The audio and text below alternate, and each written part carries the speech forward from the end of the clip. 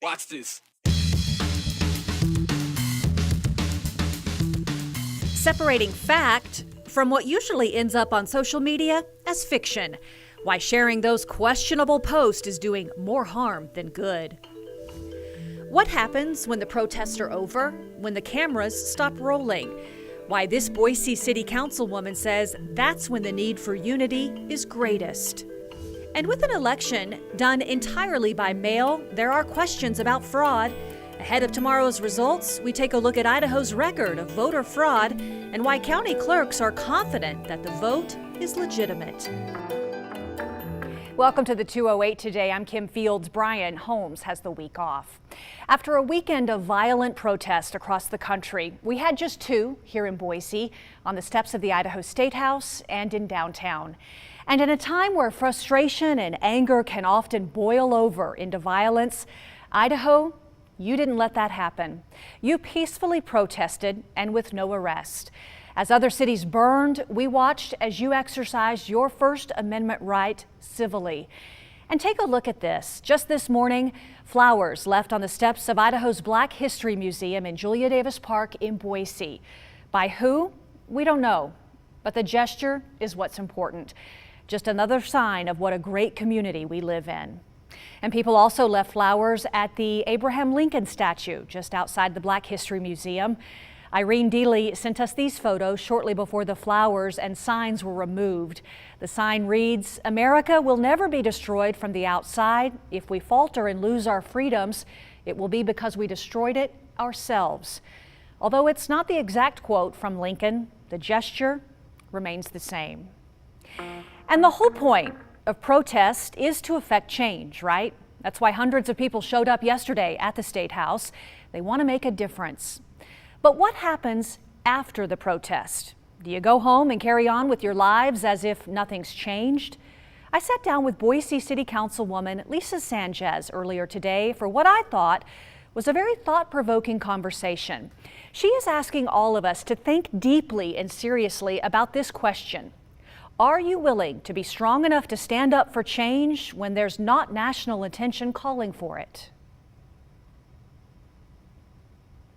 It is a personal commitment to recognizing how do some people in our community live and what part of my privilege can I spill to make sure that people live as good a life as I do. That's what we need to do. We need folks to recognize their own privilege. We don't need white people to feel guilty about their privilege. We need people to acknowledge that they have it and to spill some of it to make sure that everybody in our community feels safe, first and foremost, and has the opportunity to not just survive, but to thrive. That's why it's important that we don't just do social justice work during these moments of drama and where people shouldn't have to die for people to care about social justice work, about human rights. The reality is the most important and significant contribution that people can make is to educate themselves. And it's very unsexy work. It's boring. It requires you to use your library card. It requires you to sit and listen. It's not flashy. There's no selfies that you can take. It's hard work. And that's what we need folks to do every single day. Going to an event and a gathering is nice, but it's not where the real work happens. I'm rather harsh when it comes to issues of social justice.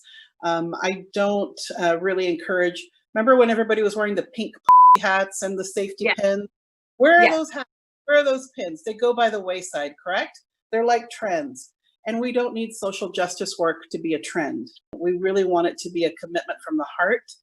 And like any job that we're serious about, it requires stretching, and you don't get a lot of congratulations for it. I've been doing social justice work all my life, and you very rarely get thanked for it. People are very upset when you call out their acts of white privilege, of white supremacy. And what people are starting to learn is that it's not these dramatic moments where you see the Proud Boys marching in Charlotte. It's not the KKK. It's your friends. It's your colleagues. It's your neighbors. It's your boss. It's your mom it's your dad, it's people that you know, love, and like. Those are the people who are engaging in this type of behavior. And are you willing to be strong enough to do the right thing when there's not a parade and there's not a keynote speaker and there's not a hat and there's not a poster and there's not a selfie? But what there is going to be is a very difficult conversation, and people are going to cry, people are going to get upset, but that's the real work. That's where it really happens. So are you saying, though, that those protests aren't effective? I mean, do they still have a place, though? They absolutely have a place. Where do we go from here? It does require people to do their own work and to do a self-assessment, to figure out what am I willing to commit to? Because again, when we have these moments where social justice is brought to the forefront, where racial issues are brought to the forefront, it draws our attention. But what we need is for it to be a lifelong commitment of learning. Councilwoman Sanchez also cautioning community members to be mindful of which protest you attend.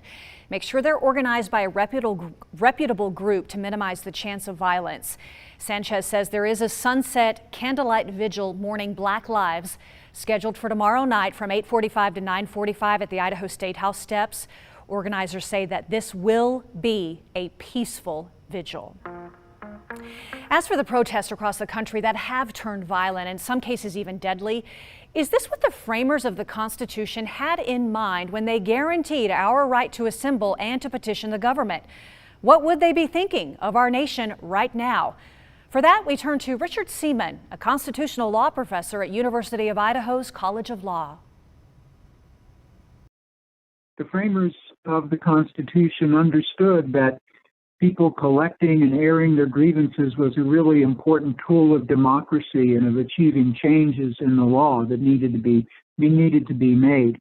But at the same time, they emphasized peaceable because they had experience historically with angry, violent mobs. And so they were concerned not only to protect people's liberty to protest and to ask the government to change the law and make things better, but they were also concerned to protect people's property and people's personal security from violence and destruction. And so, you know, the old saying, your freedom ends when your fist hits my face, right? There have to be limits, and so we shouldn't be surprised to see the police responding to the looting and some of the property destruction with force and kind. We do have a great deal of liberty in our society, but we also have an orderly way of changing things and changing the laws and enforcing the laws.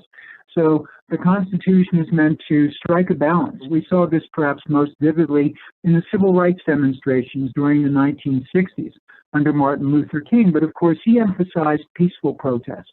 And to the extent that people saw outrageous things going on when the protesters were treated badly during the civil rights era, that sparked significant changes, including at the federal level. The kind of protest that we saw in Boise is the paradigm example that the framers would be proud of and would expect, would hope that people engage in when they see wrongdoing, and no one can watch the videotapes of George Floyd's death without being outraged and angry and just incredibly sad.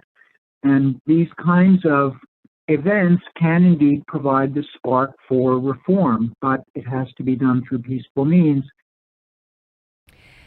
Well, so far, we have been lucky, extremely lucky, that our state has remained free of violence and destruction. There have been some reports on social media, though, that we want to separate fact from fiction. We want to make sure that you guys know what you're reading. And like this graffiti that reads, "Stop Killing." It was posted on Facebook Sunday to a local Facebook group with a message that read, "Please, Boiseans, we're better than this." That graffiti was supposedly found along the Green Belt. And if you're like me, when you saw this, your stomach kind of turned over a little. Not because of the message. It's a positive message, even with a little heart there.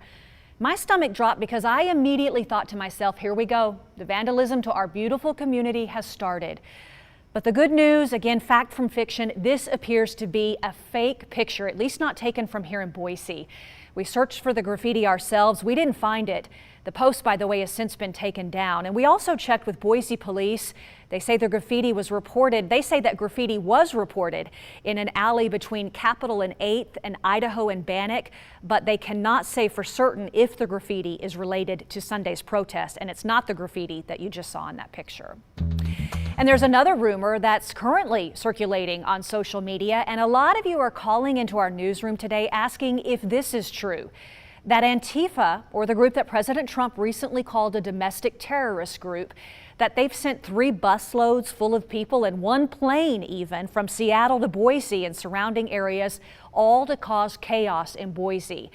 That post claiming that the Payette County Sheriff's Office even saw some of them and told their residents to lock their doors and guns.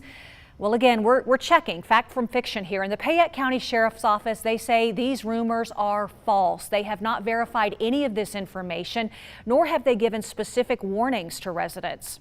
We also checked in with Boise police, who say that they haven't had any confirmed reports of protesters coming into Boise from outside areas to do us harm or to make it look like we're being bad. So before you share something on social media, stop and make sure it's accurate. And if you're unsure whether it's real or not, fact or fiction, feel free to send it to us and we'll look into it.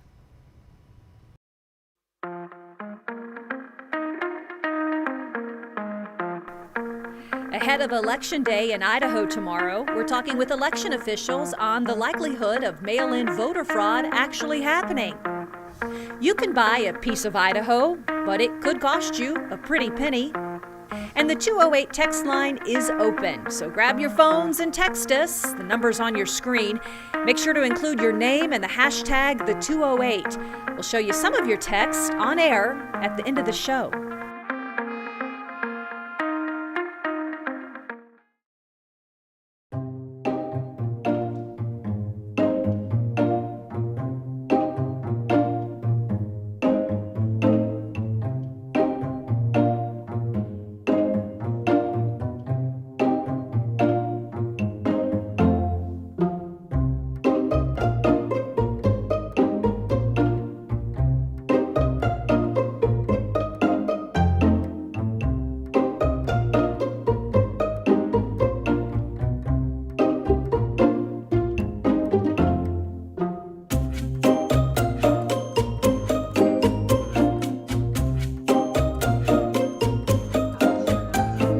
Got some actually.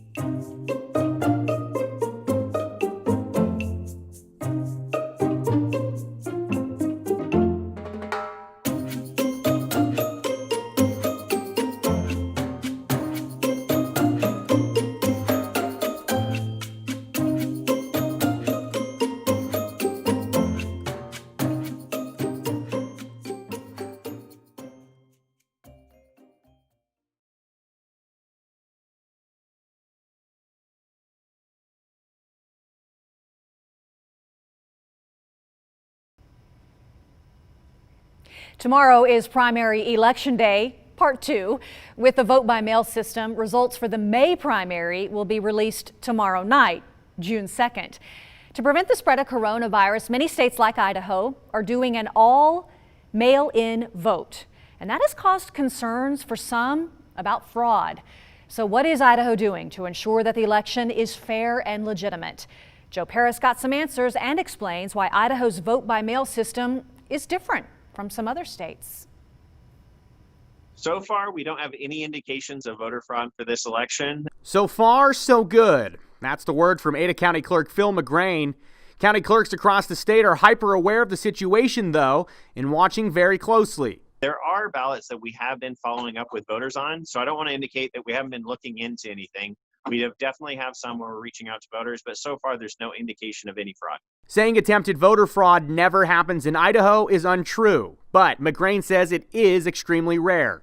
We've had a few other instances where we've had people attempt to vote more than once, but in each of those instances, our systems that are going on behind the scenes have been able to catch those. The Secretary of State's office tells me that a Heritage Foundation report on Idaho voter fraud shows that there's been less than 15 voter fraud cases in the last 15 years.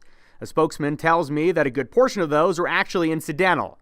Now, President Donald Trump has prompted a lot of discussion about voter fraud with recent tweets that say, mail-in voting will lead to massive fraud and abuse. And there's no way that mail-in ballots will be anything less than substantially fraudulent. The president goes on to reference how California, for example, is sending out ballots to all registered voters. McGrain explains, Idaho has a much different system than places like California. In our case, you have to request the ballot. So most people know by now, because lots of people have sent in those requests, you have to take that extra step of requesting your ballot, and then we're mailing it to that current address that you provided. And then we have that back end verification to make sure it is the person returning it is the same person who requested it. Idaho has security systems in place to prevent fraud, like signature verifications on every ballot sent through the mail. With everyone voting that way this election, county clerks have a lot of work to do. In Ada County, the clerk's office, for example, has received about 5,000 to 10,000 ballots every day from the Postal Service. Again, all of them have to be verified. It's going to take us all day today, as well as all day tomorrow and into the evening tomorrow to get all the votes counted. So the machines behind me are the scanners that are actually going through. They're scanning an image of the ballot so that those votes can be read later. McGrain adds that if there was a largely coordinated ballot fraud operation and somehow no voters noticed, the clerk's office still would. If we saw any pattern like that, we would be working with the sheriff's office immediately to look into it.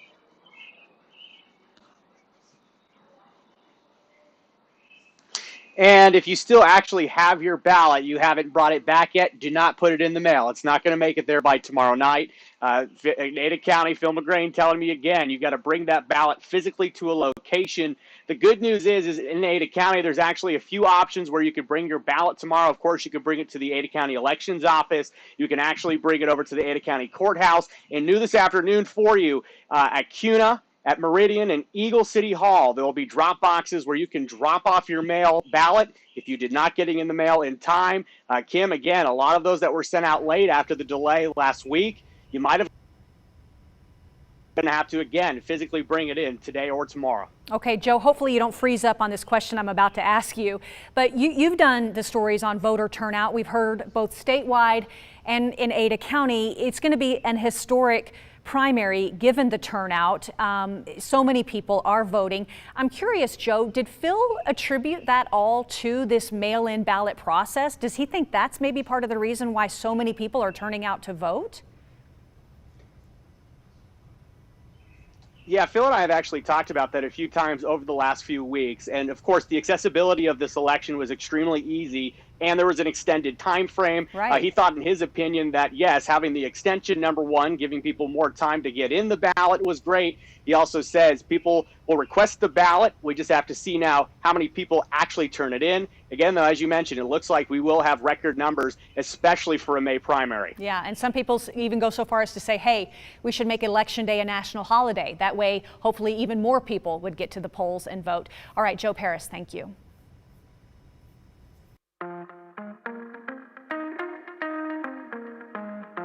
It welcomes you every time you cross state lines. Now it can be yours for the right price.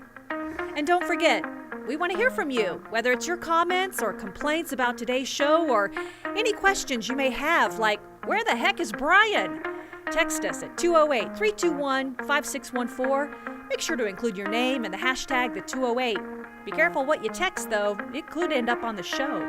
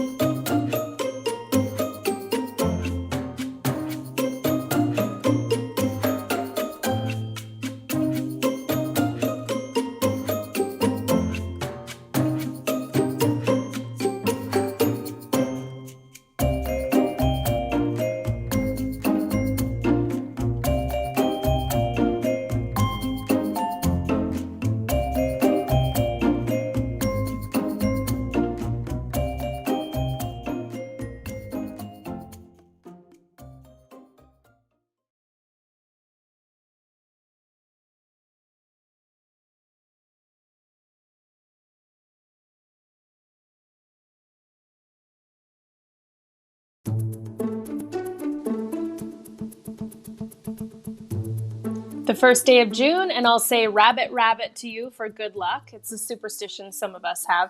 Our highs today were right where they should be, to be on par with average for this time of year, for the beginning of June. In the mid to upper 70s through the Treasure Valley. We had some upper 50s in McCall, low 60s in Stanley. Our current temperature is falling back just a touch in Boise, but that's because of the cloud cover. It keeps breaking out a little bit of sunshine, and then the cloud cover takes over once again. There is enough moisture in our atmosphere to pop a quick shower, perhaps even an isolated thunderstorm as we head through the rest of this evening. And you see some of that blossoming just to the northwest of the Ontario area. I think that's where our better chance will be, rolling up into the west central mountains, but again, can't be ruled out for the Treasure Valley either. Tonight into early tomorrow morning, 51 to 56, and tomorrow, breaking out the sunshine, warmer temperatures on tap for us. It's right around 80 degrees for the Magic Valley, partly cloudy skies. Then we head up into the central mountains, breaking out some sunshine for Stanley, Sun Valley. We have 70s on tap, really comfortable temperatures for the mountain locations. 85 in Riggins, mostly sunny skies. 71 for a high in McCall for the lower Treasure Valley. Low to mid 80s in store for tomorrow. So about 10 degrees warmer than where we were today. And a similar story for the upper Treasure Valley as well. Above average temperatures, very summer-like with the sunshine hanging around through the middle part of the week. We may have some times of clouds, but no threat for showers or thunderstorms really until we hit the weekend. And look at that big temperature drop for the mountains Friday into Saturday. It's a similar story for the Treasure Valley as well, and you can always find a fresh forecast at ktvb.com. We'll be right back after a quick break.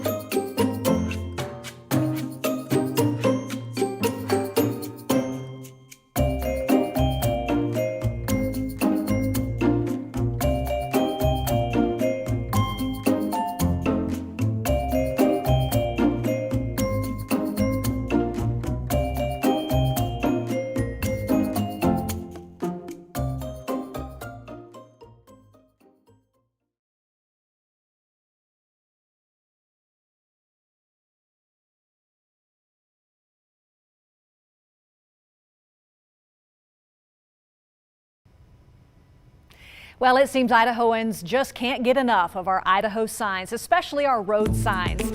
And now's your chance to get your hands on one of maybe the most coveted Idaho signs. We're not talking necessarily about that one, but we did start telling you about the Welcome to Idaho sign along Highway 93 near the Idaho-Nevada border last September. It was covered with so many stickers from tourists all around the world that ITD had to take it down. Here's a picture of ITD workers holding the old welcome sign below the new one that they replaced it with. And you can see that old sign is barely readable, which is why ITD had to take it down. But they wanted to be able to carry on their tradition of stickers, so they came up with this idea: a sign in the shape of Idaho to be placed next to the welcome sign. Tourists can leave their sticky marks on that one instead. Well, fast forward 6 months or so, you can see this. Idaho's first designated sticker sign is already covered in stickers. So what does ITD plan to do? They're going to auction it off. For some reason, there has become this phenomenon of putting stickers on signs. We started seeing posts popping up everywhere. People really like the sign. And so there was a lot of appeal to it. It's a very cool sign, so I understand why people like it. But yeah, it has definitely, within just a matter of months, it was completely full. All right, if you're interested in bidding on this, if you want to take it home, just click on this story at ktvb.com. We've got a link set up. Do it quickly, though. That auction closes tomorrow. Right now, the bid sits at just over $300.